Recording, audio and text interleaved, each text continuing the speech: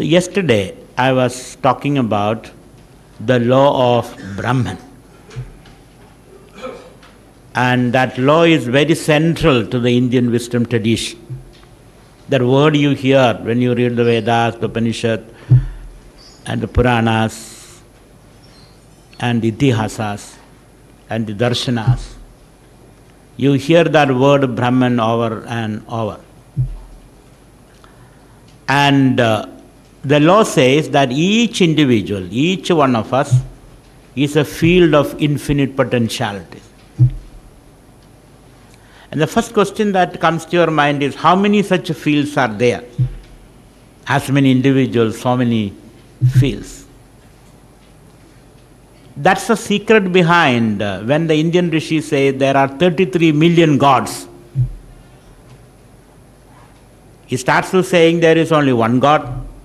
Then he says 33 gods. Then he says 33,000 gods. Then finally he says there is 33 million gods. That is an understatement actually.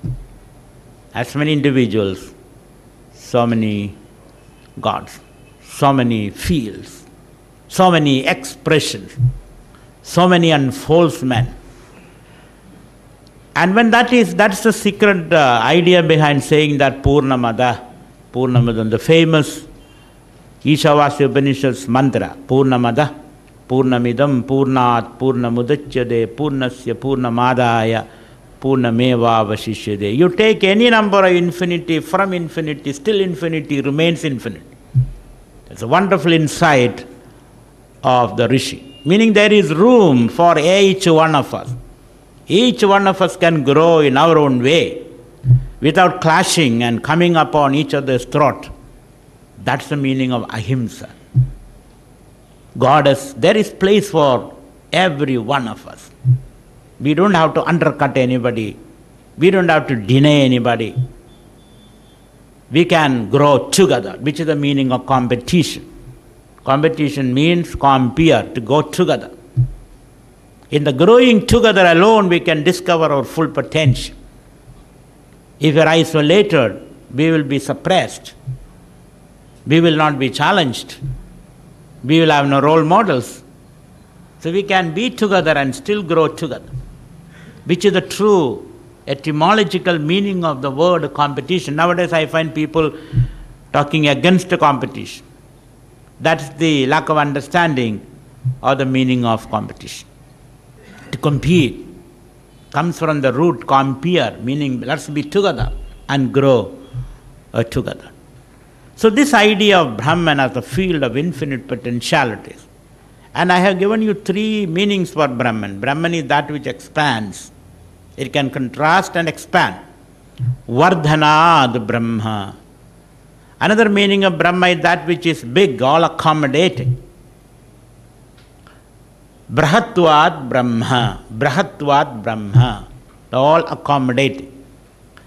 And the third meaning of Brahman is Vriddha Tamatvad Brahman. Brahman is the most ancient, the primary, the resource. The primary resource is consciousness and Brahman. Everything springs up from the Brahman. That's why it is called Vriddha Tamatva, the most ancient, the primary, the very beginning, the very seed of everything is Brahman. It is pure potentiality. And everything is a manifestation of that. So this controversy between matter and mind, some people say everything comes from consciousness. Some people say consciousness is nothing but a product of matter.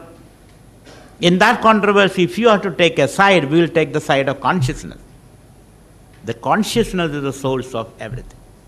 Matter is only an epiphenomena, a product of consciousness. That's why in India, matter is defined as that which doesn't matter. What is the definition of matter? Matter is that which doesn't matter, because you can endlessly deconstruct matter. You can go on and on and on deconstructing. And there is no end to that process. So Brahman, we all are being Brahman, and that idea is being expressed in many ways. Tattvamasi is one statement, formulation in the Upanishadic. Tattvamasi, you are that. Whatever you want to achieve, you already have it. What will evolve is already involved. Unless it is there in you in a seed form, you cannot invoke it. You cannot make a donkey a horse. Only a donkey, a horse alone can produce a horse, not a donkey. So you must have within you, in a seed form. But when it is in a seed form, we are not able to recognize it. It is unseen in us, unless it manifests. So you have to create sufficient condition for its manifestation. And then alone, you will be able to unfold and discover your potentialities. So if we all are that infinite field of potentialities and possibilities, infinite Brahman, which is indicated by the word Tattvamasi, Aham Brahmasmi, Shivoham. Haven't you heard that word Shivoham? When you go to a guru with all your problems, guru will listen to you. A guru is like a modern psychologist. Even if you go to a psychologist, he will put you on a couch and he'll sit somewhere in the corner of the room reading a newspaper. And he'll ask you, okay, go ahead. And then you will start reciting your old problems, your memories, your childhood memories, the abuses that you received, the suppressions and repressions, and your disappointments, everything through a process of free association of consciousness. You keep on saying without any suppression or police looking, the societal police looking at your mind, you are able to express everything. And the psychologists are reading a newspaper.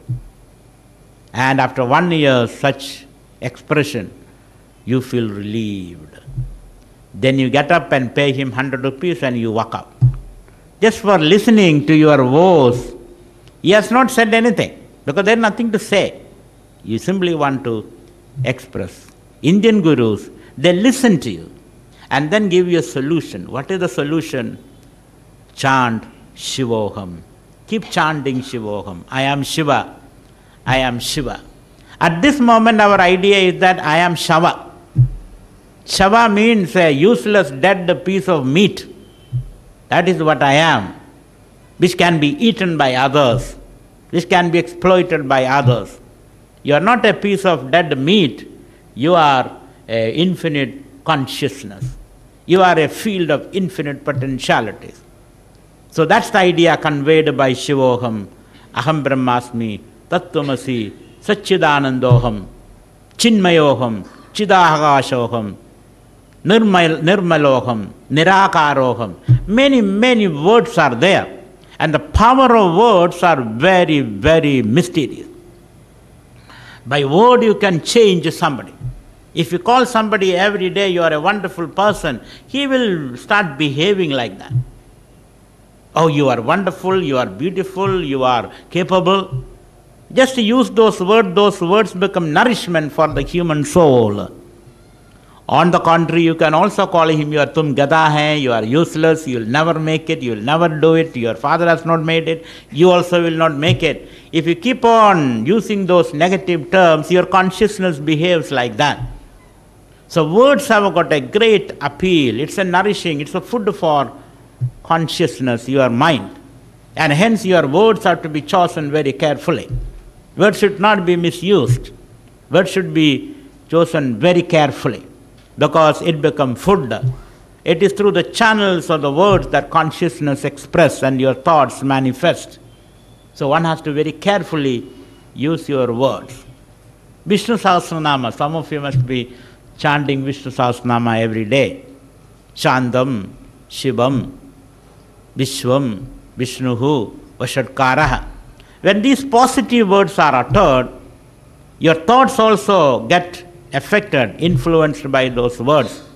And through those channels, your consciousness, soul energy manifests. So words are very, very powerful. That's the secret behind the mantra. We talk about the power of mantra. Use the appropriate words. Suppose when you are sick, don't sit down and say, I am sick, I have got a headache, I am sick, I cannot make it. You must say to yourself, I am okay. I am okay. And when you say I am okay, you become okay. Somebody said if you can fake it, you can make it. You can make it. If you keep on saying I am okay, then your natural self will manifest. There is a book, if I am okay, you are okay, I am okay, you are okay book. This is borrowed from the Upanishad without acknowledging. So when you say I am okay, then you feel the whole world is okay. When you think you are not okay, the whole world is not okay. Not only that, you will not allow anybody to be okay if you are not okay. You are not okay. Because at least you need some friends, co-sufferers. So therefore this idea is to be put into our mind that Shivoham. Instead of simply saying I am okay, you have to say Shivoham. Shivo. Chinmayo. Brahma aham asmi. That's the idea we were discussing so far, and that comes out of habit and repetition. You have to repeat it every day as a mantra.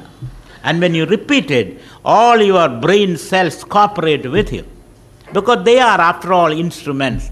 They are matter. You can write any script on them. You can write I am Shiva script, you can write I am Shava script, and they will reflect. How you make the brain cells, that is up to you. So use the right words, have the right attitude, and you can make yourself, or you can mar yourself also. So having understood that we are a field of infinite potentiality, then we saw that we need expression. Unless we express, we feel frustrated. That's why human beings most of us are frustrated. Because we don't have the field to express our potentiality. And hence we need expression. And expression is through desire fulfilling activities. So desire is a tool of Brahman to express himself or itself or herself. You can refer to Brahman by any of these words, himself, herself, or itself. So Brahman wants expression, and the desire is the tool of expression. And we all have desires. But the pity is that we don't entertain the desire sufficiently deeply. We just entertain a desire, I want to become a doctor, and the next day you think, no, I can never make it. So that is called wishy-washy desire. Entertain a desire, then yourself entertain a negative thought, so the desire is cancelled, because of which you are not able to express and fulfill that desire. And again we have seen the desire should be self-giving desires, not self-aggrandizing desires. Because by entertaining self-aggrandizing desires, you are suppressing your inner potentialities. So a self-giving, sharing desires, a desire to help the world, a desire to help the humanity, a desire to have creative products. So anything very creative and helpful and sharing become a self-giving desire, an accommodating desire, an inclusive desire, not an exclusive desire. So when we have that inclusive desire, that becomes the right channel for Brahman to express. So I would call it altruistic desires. Or in the West they call it enlightened self-interest. In the process of helping others, you also must be able to grow. You cannot become a victim. You must be part of that process. So thus entertaining altruistic desires, self-giving desires, you will be able to tap into the power of Brahman and express that potentialities on an ongoing process. You can express that potentialities. And that is the meaning of growing and learning experience. And we all want to grow and learn. And the first step is developing this faith, this understanding, applying this law, I would say. It's not just a matter of faith. It's applying this law, the law that every individual is a field of infinite potentiality. That's what the Upanishad says. That's what the Hindu tradition says. You all are lions lost in the company of sheep. And we all are bleating like sheep now, eating grass. But then once we realize our true potentialities, nature, the roar that is hidden in our soul, we'll be able to give and we'll pull ourselves to our true stature and status and give the mighty roar. That's what the Upanishad and the Gita says. And hence, the Krishna's teaching in the Bhagavad Gita, first teaching is Ashochyanannachojastam. You don't have to grieve over anything. Be happy, that's what Krishna is teaching. Because that's our birthright. You have to be happy. So this is the law we discussed yesterday. You can be happy because you have the resources within you. The resource, the spiritual resource is within you. And the spirit can be converted into material products. That idea was not highlighted so far in our tradition. A spirit can be converted into material product. A spirited cook alone can cook good dishes. A spirited sweeper alone can sweep better.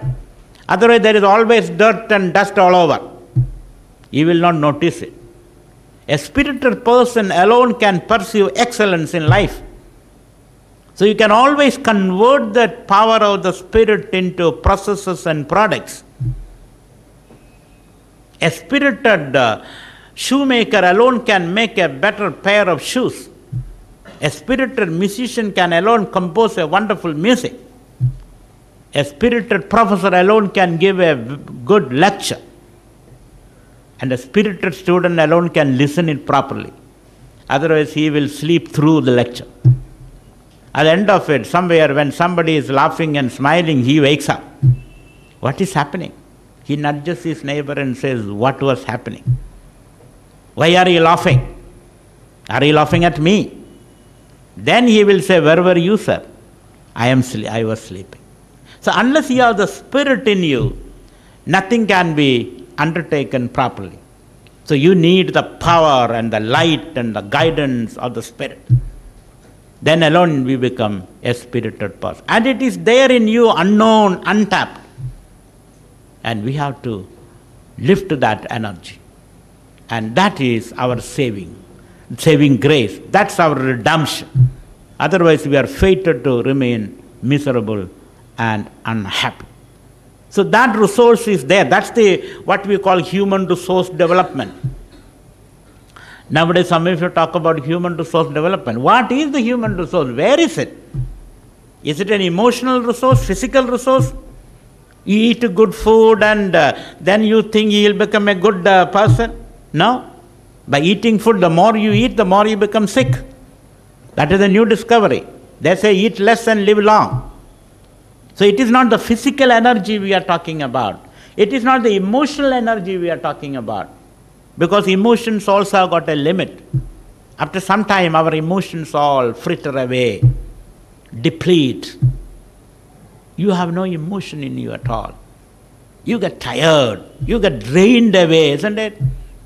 You fall in love with a woman and then resisting everybody's advice and discarding everybody's advice. You marry that woman and finally after 2 days you start quarreling with that person. I am tired, I want a divorce. What happened to that emotion? That emotion was very shallow. Emotional energy is limited. And so to intellectual energy, how much data you can munch and understand. And the modern world is pouring data after data into you. How much you can process that information. Intellectual resources are limited. And the limitless resource is the spiritual resource. And with the spirit, the power of intuition and spontaneity, you will be able to tackle all your problems. The rest are all limited tools of understanding and responding to the world. So it is the age of understanding the spirit and drawing from that dimension for solving all our problems. And there will be no problem in the first place, because you will be able to see a solution in the heart of every problem with that kind of an attitude. So this was what I said yesterday. You are Brahman, and Brahman needs expression. Expression is through desire fulfillment, desire projects, and the desire projects should include the interest of more and more individuals. Then you will be able to grow really And that growth, whether you are in business or in politics or in science, even in science, you must ask such question, which is helpful to humanity. Otherwise, the scientific discovery has no meaning at all. So wherever you are, in whatever field you are, you must ask such question because you get answers to your question. That's what the postmodernists say. Your questions, your answers come from the kind of questions you ask. And hence, one has to develop those talents and tap into the power of the spirit. Now today I am going to talk about the law of Maya. What does Maya mean? And this is another central concept in the Indian wisdom tradition, the idea of Maya. We all use that word Maya in our daily life, don't we? Sab Maya hai, kuch fikr mat karo. What is there, whether you develop or you don't develop, it's all Maya. So that idea has gone into our psyche, our thought process in India. Whenever it is convenient, we say it is Maya. You borrow money from somebody and he comes to claim that money, you say, Sab Maya hai, what is there? And when you have to get money from somebody, he says Maya, you will give him one slap. Then there is no Maya. It's all conveniently interpreted, conveniently used, these terms. These are all double-edged swords. You can cut both ways. So what is the proper interpretation of Maya? And this word, this idea, this law is very central to our understanding of life. The concept of Maya. It is said in the Upanishads, Indraha Maya Bihi Pururubamiyade. Indra, through the power of Maya, manifests himself in many ways. That's the central concept. Meaning the Brahman, through the power of Maya, manifests himself in many ways. The original idea of Maya is very positive. Maya is understood as a tool of self-expression. It's a tool of self-expression. It is not a negative, it doesn't have any negative connotation. It has got a very positive meaning. So let us try to understand this idea of Maya, which is widely used in our tradition and culture. Wherever you go, you hear. Spiritual people use it, family people use it, philosophers use it. So we have to understand what is the meaning, the proper interpretation of that term Maya. The simple meaning of Maya is change. The law of Maya says everything changes. Nothing in this world which does not change. And since everything changes, nothing has any permanent existence. That's the way it is said, Yama Sa Maya. Maya is that which does not exist permanently. Maya is that which does not exist permanently. Yama, which is not, that is Maya. Because if you look at a phenomena, it appears from nowhere, exists for some time, then disappears. And you don't know where it came, where it is disappearing. And since that which is not before and that which shall not be later may not be existing even now, it is only a temporary phenomenon. That's the meaning of phenomena. Phenomena mean that which appears and disappears. So that's the meaning of Maya. Maya means constant change. And that is the law of life. Everything is change. Though we try to arrest change. Nobody wants to become old, isn't it? Whereas change is the law of life. The body changes. First you are a child, a baby. In the mother's womb you are only one singular cell. Then that cell becomes 135 stem cells. And from that you multiply, divide and multiply. And before you decide to jump out of the security of the womb, you have already become 10 trillion, a package of 10 trillion cells. Then you come out into the world. When you come out, you are like a little rat or a mouse. Then you grow first vertically, then horizontally. Then you have reached middle age. Then teeth start falling, hair start falling, turning grey, and the skin become loose, and the muscles are loose.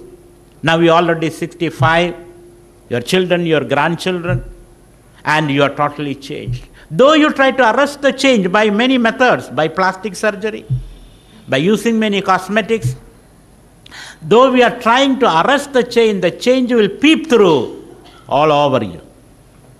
That's why sometimes when you use all these modern techniques, on the face you look 16 and downward you look 60. It is such an anachronism and a contradiction. People are puzzled. What are you really? So it is better to flow with the change. When you flow with the change, you will be able to grow gracefully old. We all are trying to arrest the march of change. We don't want to change at all. And the more we arrest change, the more we change. You cannot stop it. The wisdom says, move with the change, cooperate with the Maya. Because her power is so much. If you come under her way, you will fall under the juggernaut of change. And you will be flattened out totally. It is better to accept change gracefully. So the law of Maya says, things are constantly changing. The sun is changing, isn't it? Though the sun lives for 10 billion years, sun has already covered 5 billion years. Now sun is in middle age. So you find the middle age blues for the sun also. The sun starts expanding now. And sun will live for another 5 billion years. 5 billion years, you don't have to worry. After 10 billion years of birth, growth, decay, the sun is going to die. It will become a charcoal, piece of charcoal, or a black hole. Nobody will be able to see the sun. The sun also is changing constantly. Every minute the fusion process is taking place in the sun. Sun is burning out constantly. Sun changes, not permanent. The earth changes, not permanent. Continents shift. Mountains change. Rivers appear and disappear. Stars appear and disappear. Some of the stars you see today do not exist because they have come, appeared, shed their light, and the light is traveling. By the time they meet your eyes, the star has already disappeared. Can you believe that? This is called the Maya. What you see today really do not exist there. But we see it here because the time that light takes to travel and reach us, by that time the original object has ended. So things are changing very fast and we have to accept that things are changing. Our body is changing, I already told you, is constantly changing. When you are a student, let us say, a young student in the college, 16, 17, and you are the center of attraction, everybody is dancing around you. Now you are 90, let us say, all wrinkled and then all that. 90-year-old, you cannot see properly, you cannot hear properly, you cannot chew properly. At that time, somebody reminds you of your old days. You will say, don't embarrass me. That was on those days. Those days have gone. Now this is a new experience for me. Don't you say that? So things are constantly changing. That is the law of Maya. Thoughts are changing. Thoughts are not the same. Evening you feel very good. By 11 o'clock you feel very distracted. By 1 o'clock after lunch you feel very sleepy. At that time you have no interest in anything. So thoughts are changing, the body is changing, your dreams are changing, your policies are changing. You even change your party. First you are Congress, now you are BJP, now you are SP. Things are changing. You change your names also. That's why when we become Swami, we change our name. Don't think of the past. Forget the past. Let us live in the moment. So this man, Malhotra, become Sadananda. Sadananda means always happy. That's the meaning of Sadananda. And Sadananda always happy, Ananda goes to America. There, unfortunately, they cannot pronounce that word properly. They call him Sadananda, Sadananda.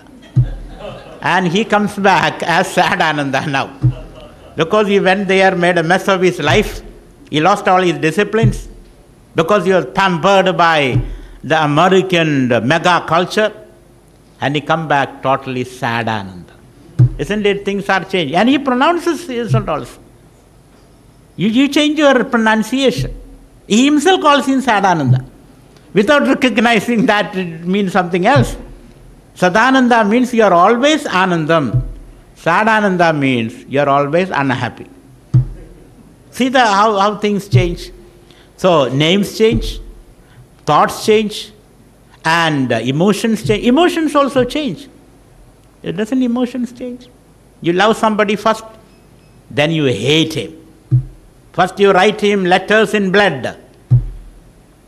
You write, I have seen people writing letters, love letters in blood. And that poor lady thinking that you really love her, marries you. And thereafter, after matrimony begins acrimony, as they say. All the quarrels begin. Recently I heard a story, two mad people, semi-mad people in a lunatic asylum. A VIP visits the lunatic asylum. And then when a VIP goes, of course, there is a practice of introducing the inmates to the VIP.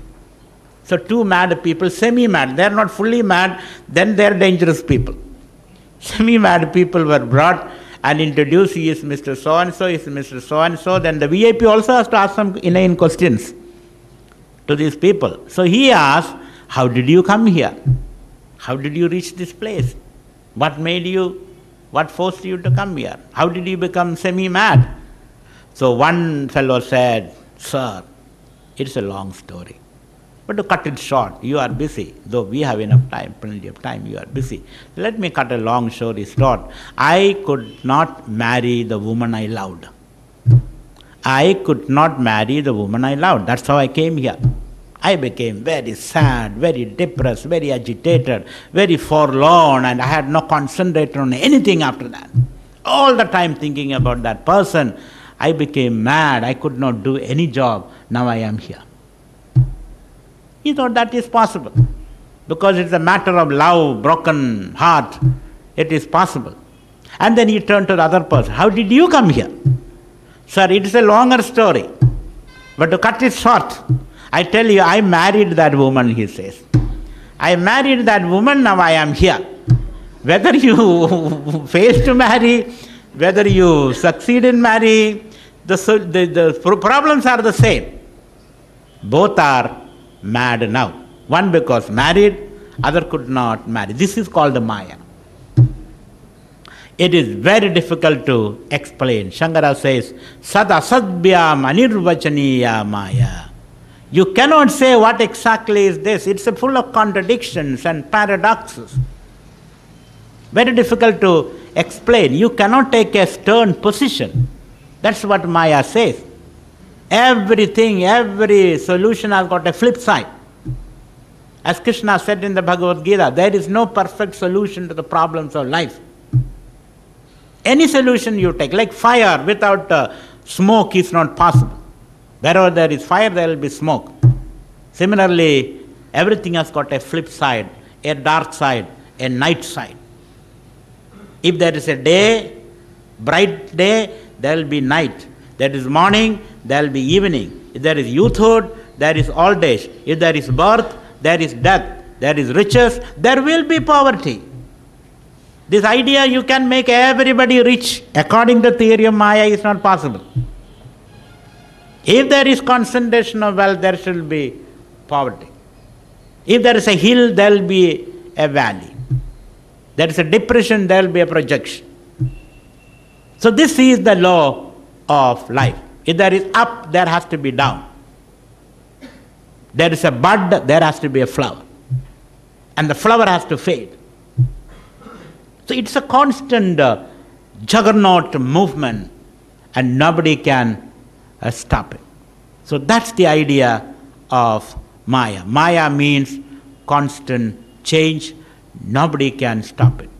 I am reminded of a beautiful Latin phrase saying, Omnia mutandur nihil enderit. That's a Latin phrase. Omnia mutandur. Everything changes. Everything changes. Nihil enderit. But nothing is lost. Though everything changes, there is something in the core which is not lost. And it is from that the theory of conservation of matter comes. Though everything changes, you can change energy, but the real energy, the source energy remains. You can change water into steam, steam into ice, etc., etc. But the H2O remains. So though everything changes, at the same time there is some core reality. That is Brahman, of course. That is Brahman we have seen. So what we see is that things are constantly changing. So change is the reality. Cannot change, change. That's another law. Change cannot be changed. And somebody else says, the more things change, the more they remain the same. The more things change, the more they remain the same. Is it not? We have all experienced in life. First we are born and we change and change. By the time we are 50, and change means we don't want to look like our father. Isn't the teenagers, they don't want to look like their father. Their hairstyle is different, their dress style is different, the language is different. The father is a mason. The father does not want the son to be a mason. He wants him to be something else. But by 50, and whatever the father says, the son will deny.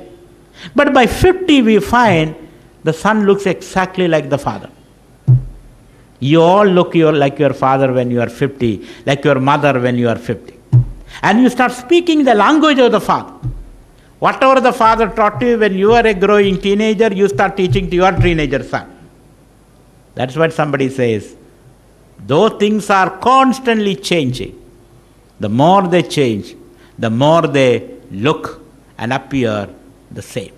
So from all this we understand that things are constantly changing.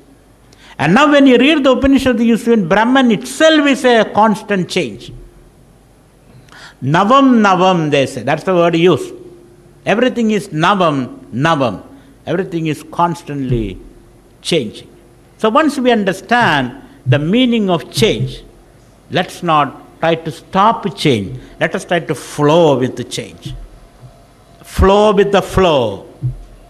Rock with the movements. As things are moving, rock with the change. And flow with the punch. There are many expressions. Fall with the fall.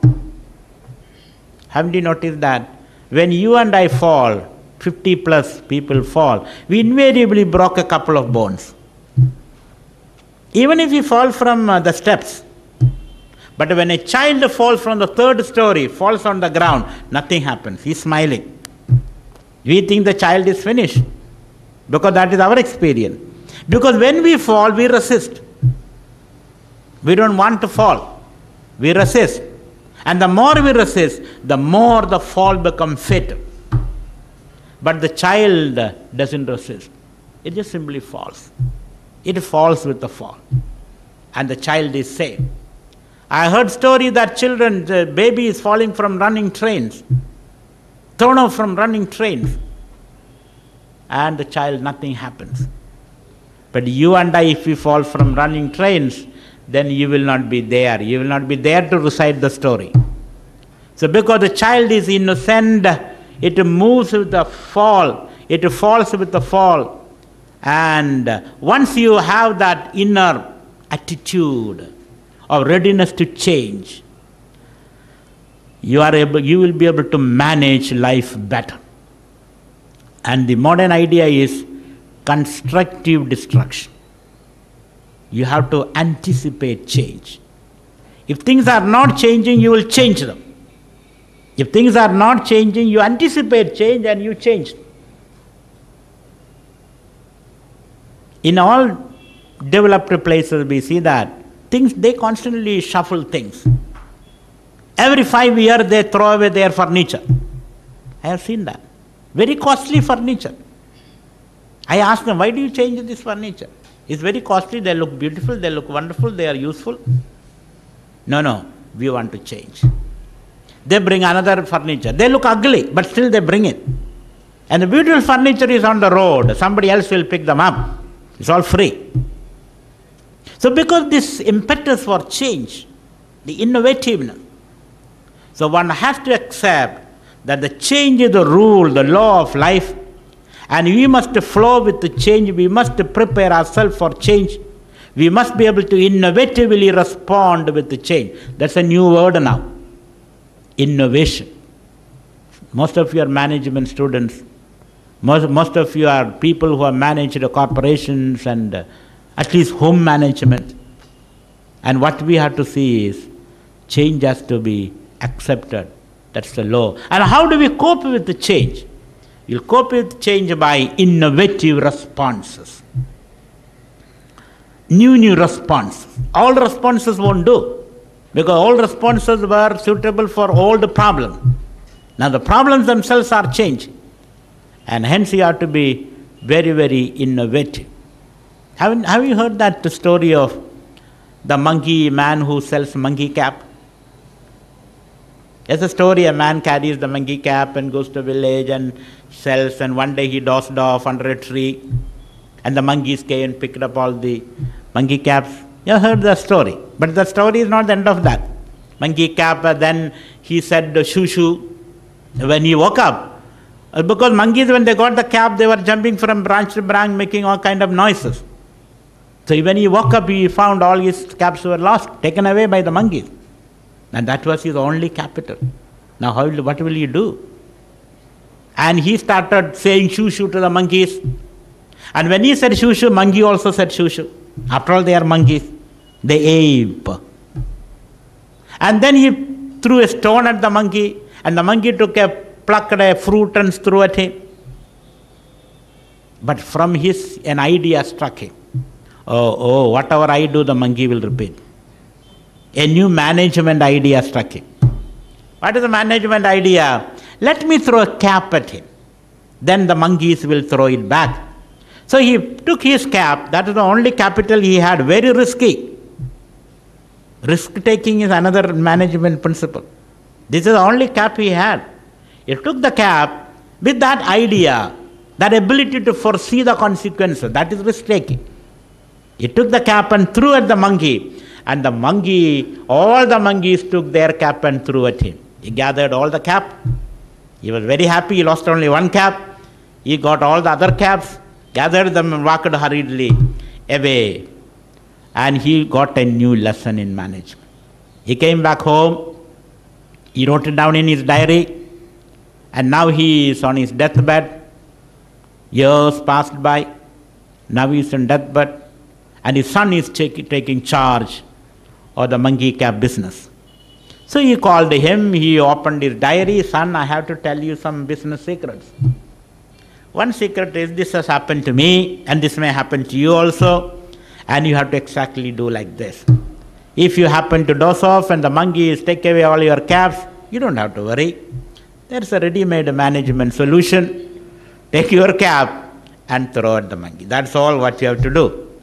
And the same thing happened.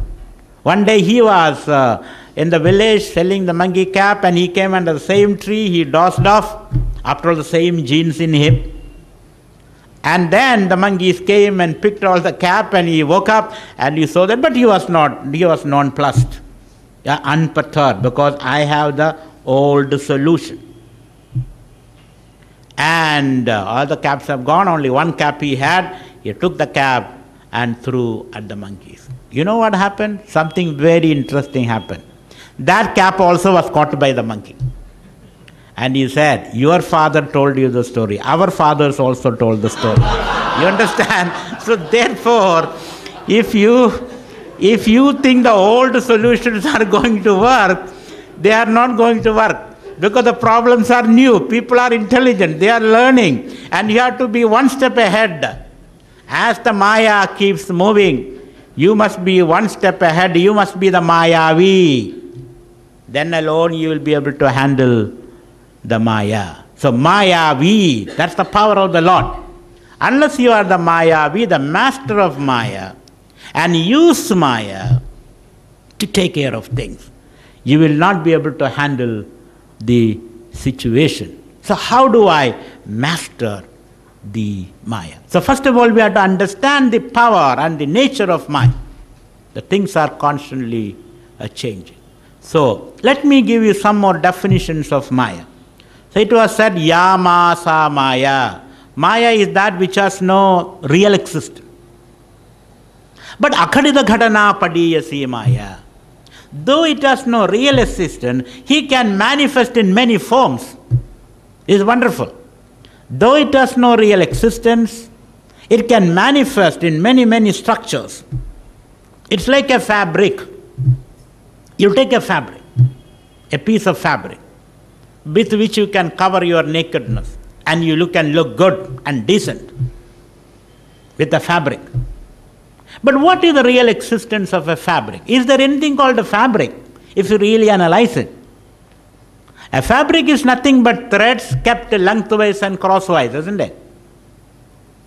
There is no something called fabric. You remove all the thread, and there will be no fabric. There will be only thread. So what you call fabric is only a word. It is only an illusion.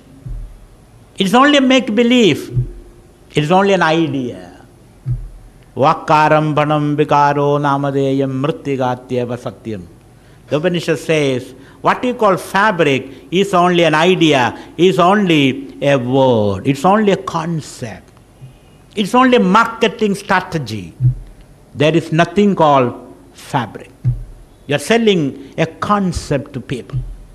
And that's what is modern economics is all about.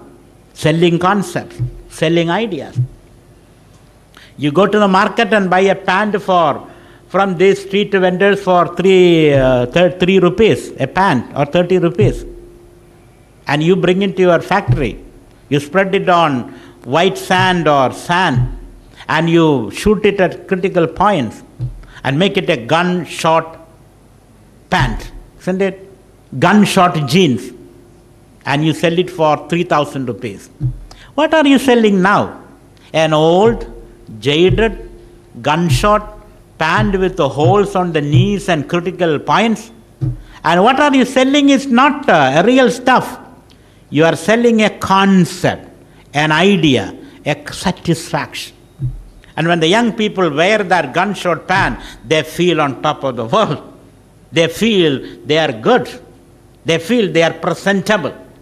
Though to us old people, they are most unpresentable, but things are protruding from all sides, from all these holes.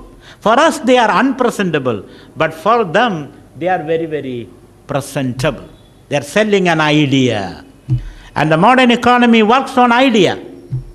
70% of the GDP of USA is just on this idea economy. What they call high-end value addition. There's nothing real stuff there. It's only these concepts are solved. This was said by the Rishi long, long back.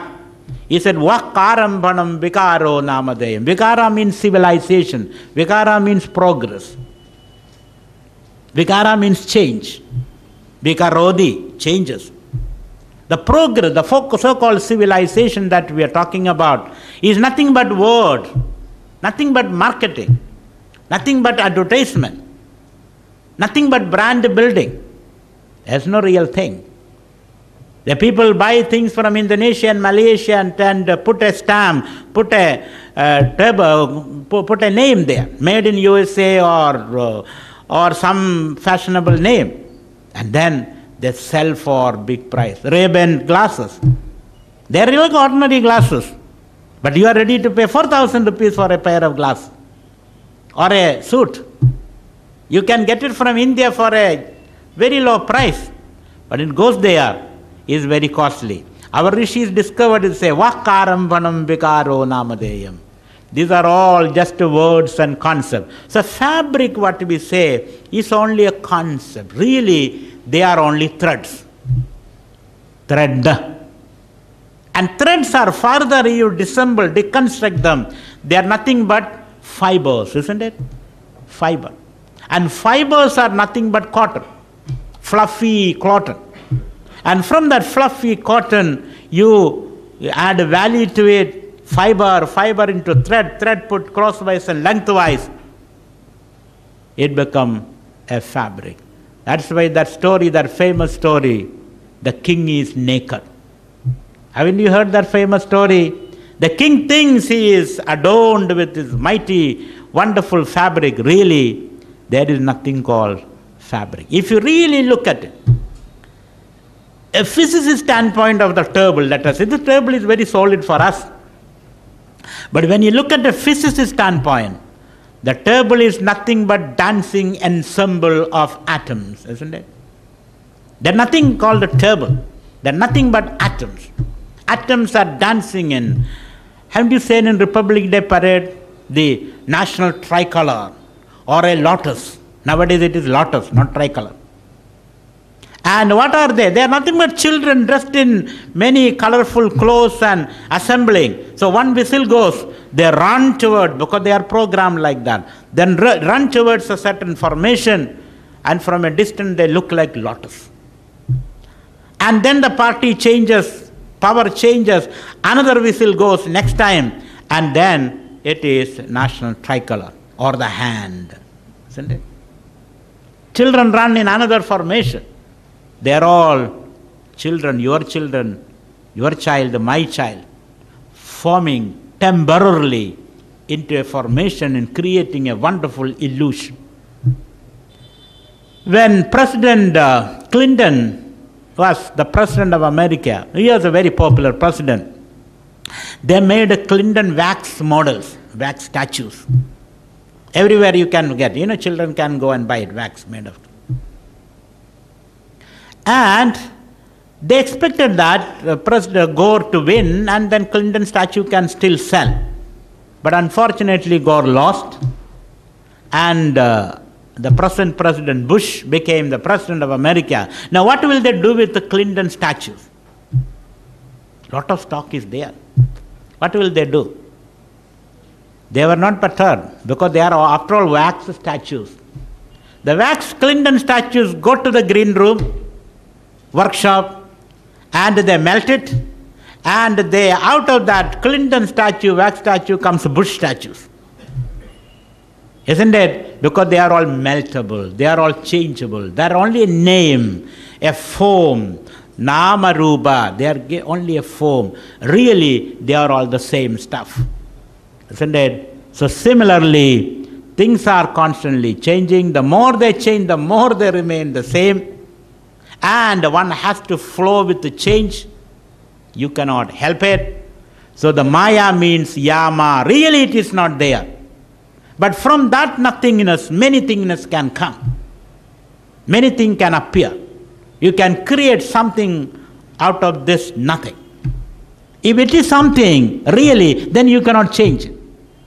So Maya means infinite possibilities, many structures.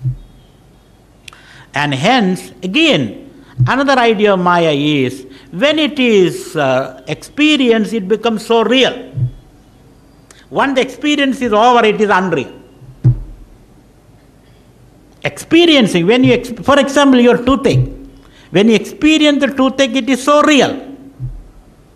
When the toothache is over, when you pulled out the tooth, or you cured the toothache, and now there is no toothache, you feel toothache has never happened.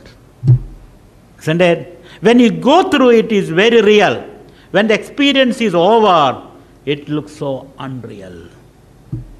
So gale satyevad badi prabodhe sadi asad bhavet, Shankaracharya. When you are experiencing it, it becomes so real. An example given is that of a king. A king, he was a very powerful king, a large kingdom and a powerful army and riches and all that. And one day the king goes to sleep. After the lunch and evening post-lunch siesta, the king goes to his master bedroom and he is sleeping. And in the sleep he sees a dream. And the dream was that he has become a butterfly. king has become a butterfly and it is floating all over. And that butterfly landed on a flower which was growing very low on the ground. And as it was probing into the flower, a frog comes and puts out its tongue and almost killed the butterfly. And by the time the king woke up, and the king found himself comfortably sleeping in the master bedroom. But now the king has got a doubt. Am I the butterfly or the king? We all have that doubt. Because since changes are very fast, changes are taking place very fast. In olden days, change was a little slow, at least social changes. Now progress means faster change. The pace of change is fast. In the agricultural communities was so stable. 6,000, 10,000 years we were living in agricultural community. Our values are the same. Our world views were the same. Then the industrial, 500 years, change. Now it is a post-industrial. Every day things are changed. Isn't it? The last 50 years, so much change has happened. The king has got a doubt now. Am I a butterfly? Because when I was a butterfly, it was so real. Or am I a king? Now, when king gets a doubt, the ministers are in trouble. So he calls the minister. Come in, please come. I have an important doubt, question to ask. Just a while ago, I was a butterfly and now I am a king. Tell me, sir, what is the truth? The minister said, sir, have you gone out of your mind? That you are a butterfly is only a dream. That you are a king is the truth. Then the king said, sir, that I am a butterfly is a dream, that I am a king, that I am a butterfly was dream of the king, I understand. But how do I know that I am a king is not the dream of the butterfly? The minister thought, this is the end of my service. He put his papers and resigned from the post. Because there is no point in serving such a king. So the idea is, it can be true also. Because that you are a king is the dream of the butterfly, that you are a butterfly is the dream of the king, and it's a process going on. It can be that way also, we don't know. The king dreams of the butterfly, then the butterfly dreams of the king, and the king can further dream as an elephant later. Because when you are in the dream, that dream is so real. When you are in love, that love is so real. You cannot get out of that. So as we go through the experience, it becomes so real. Isn't it? When you are in the top of success, then it becomes so real. Then we are down in the pit of failure, that success becomes a mirage, an illusion. That's the meaning of Maya. What was real once upon a time become totally unreal now. And what is totally unreal now can become very real later. That also is possible. That's why you say every beggar has got a future. Every king has got a past. So this way, if we analyze it, life is full of contradiction. We don't see anything real. Things are all constantly changing. So Maya reconciles contradictions, polarities. It is constant change. It is coexistence with the contradictions. And this is changing structures. And hence, the final definition of Maya, Shankaracharya, Brahmashraya, Satturajastamo Gunatmiga, Maya Asti. Maya is, which is Brahmashraya, it's a tool of Brahman. This changing phenomenal world is a tool of Brahman. It is through these phenomenal changing structures that Brahman manifests its full potential. And you are Brahman. So the changing phenomenal world is a necessary instrument, is a necessary condition for exploring and expressing your potentiality. For example, I say, here is a sitar, a very complicated musical instrument. And I gave this sitar to Ravi Shankar. Ravi Shankar, the musician Ravi Shankar, not the other Ravi Shankar, not the spiritualist Ravi Shankar, the musician Ravi Shankar. When you give this sitar to musician Ravi Shankar, what will you do with that? He will grab the sitar, look at the sitar, and adjust the strings of the sitar. Then he will run his fingers over the strings, and he will bring out mellifluous music through the sitar, isn't it? Because his heart is full of music, brimming with music. And a Ravi Shankar whose heart is brimming with music, for him the sitar is an instrument of expressing his music. But if I give the sitar to you, you will only hurt your fingers. You don't know what to do with it. If I give you a cycle, what will you do with the cycle? You will climb on the cycle, pedal the cycle, and reach your home faster. But if I give you a cycle who does not know how to ride the cycle, it becomes a problem for him. So a person who has realized that he is Brahman, this ever-changing structural world which is constantly constructed and reconstructed, which can be reconstructed according to your need, the world becomes a tool for your self-expression and your self-exploration. That's why I say a wise worker, a clever worker, will not complain about his tools. He makes his tool. So Brahman's tool is Maya. And through the changing Maya, he is trying to express himself. Like a musician expresses himself through the musical instrument. Like a cyclist is trying to express himself through the cycle. It all depends upon how you look at it. So the world, which is ever changing, the body, the mind, they are one continuum. The body, mind, and the world is one continuum. It's a tool of Brahman, you and I, to express our inner potentialities. And hence Maya is an opportunity, not a hindrance. So far we have been thinking Maya is the problem. Maya is not the problem. Maya is the possibility. Maya is made up of three powers, three instruments, the sattva, the rajas, and tamas. Sattva reflects, rajas moves, and tamas gives you the power of stability, inertia principle. Between these three principles, sattva, rajas, and tamas, which is ever changing and changeable, you can construct and deconstruct your tools according to your needs. That's why even body also can be deconstructed. Fasting. Fasting is a method of reorganizing the body. If you are not healthy, not feeling healthy, that does is fast for 3 days. That's what Mahatma Gandhi did. Whenever he was in confusion, he will fast for 3 days, 7 days, 8 days, and he reorganizes his body. You can reorganize your body by fasting, by changing your Buddha habit. You can retool the body. It is possible. Even at the age of 80, you can do that.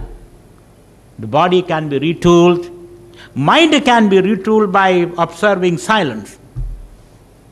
When you observe silence, you are in a process of retooling the mind or changing your line of action. You can retool your intellect, your mind, by having a wide range of interest.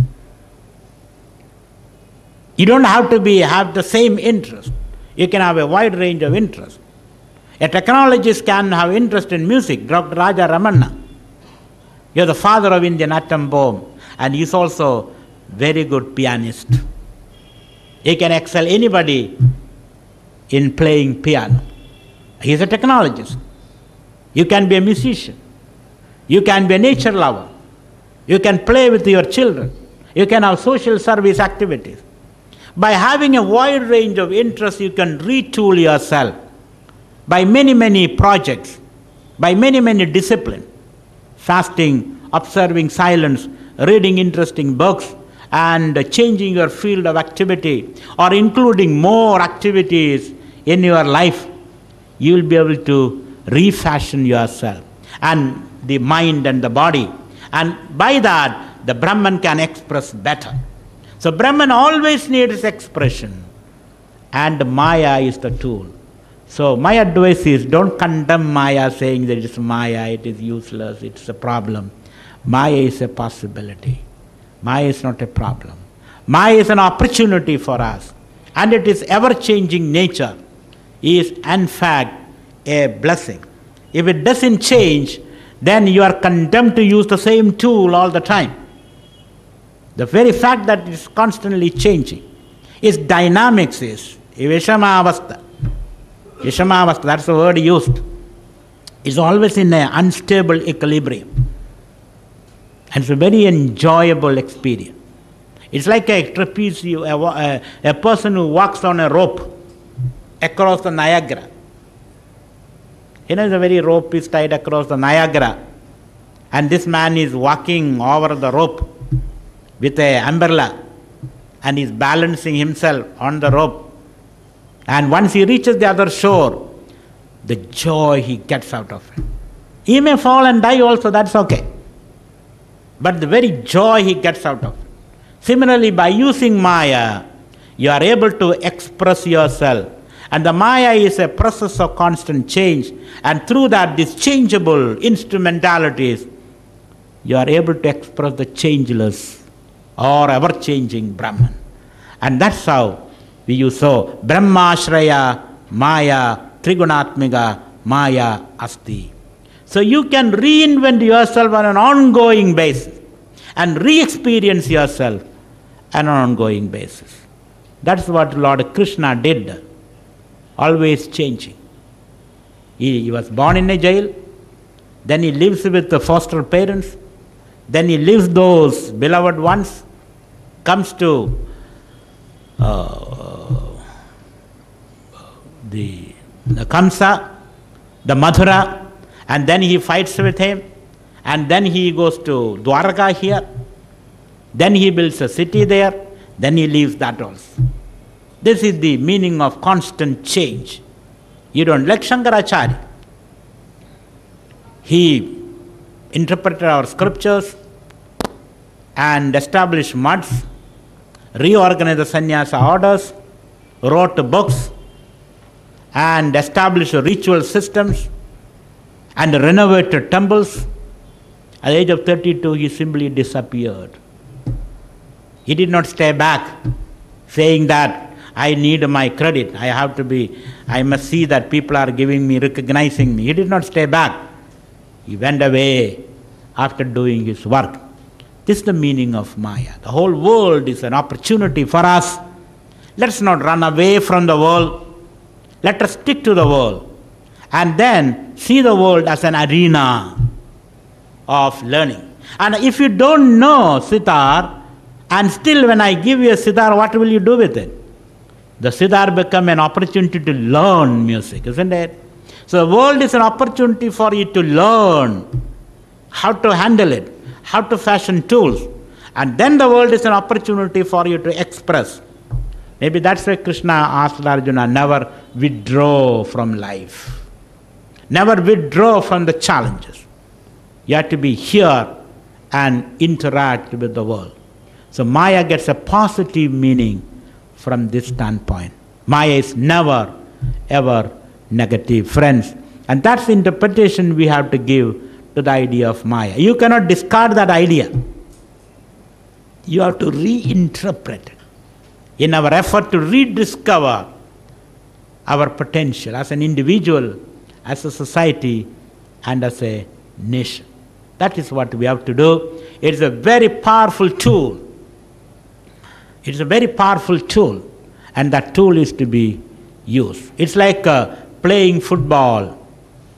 When you play football, 22 young men, 11 on this side, 11 on that side, are pursuing or following a ball. Isn't it one ball? They're pursuing a ball. And the moment they reach the ball, they kick the ball.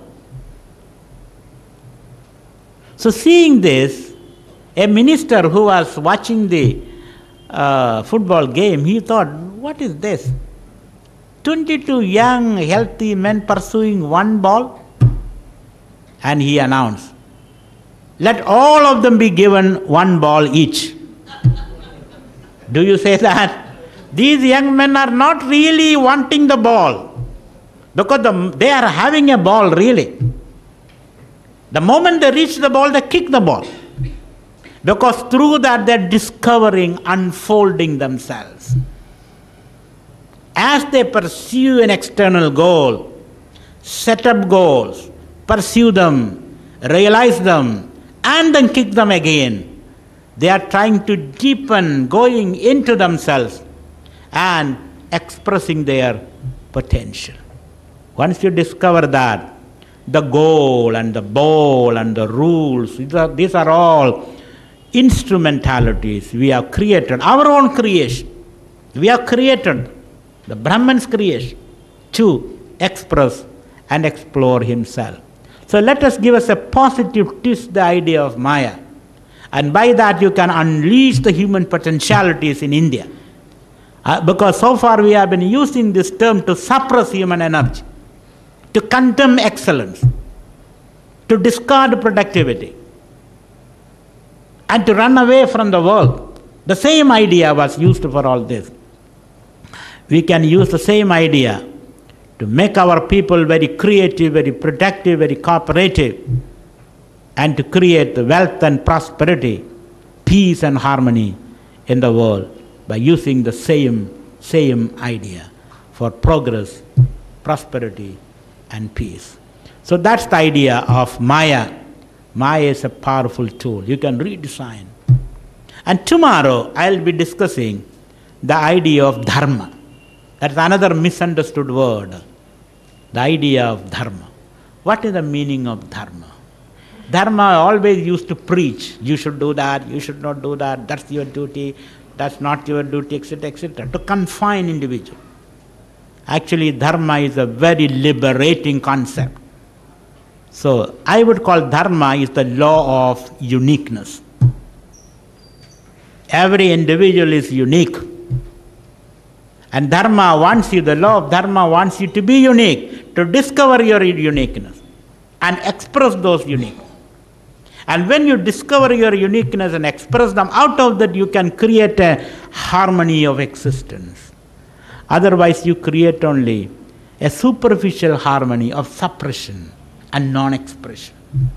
So let's understand the concept of dharma, and tomorrow we'll meet here at 8 o'clock to understand the concept of dharma and the implications of dharma, and with from our probing into our own wisdom traditions, because that's our source. We have to quote from our wisdom tradition and then reinterpret it. Then alone it will appeal to the Indian psyche. Otherwise, it will not. So we'll see the meaning of dharma tomorrow, and we'll begin the day with the 5 minutes of meditation. Thank you very much.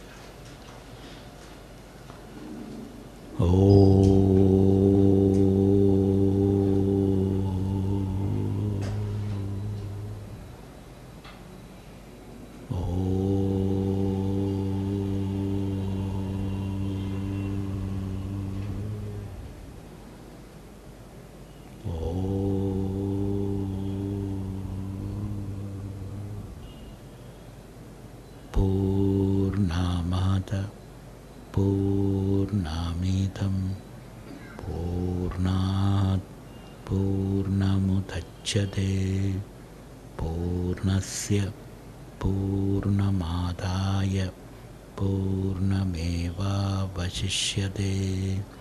Om Shanti Shanti Shanti.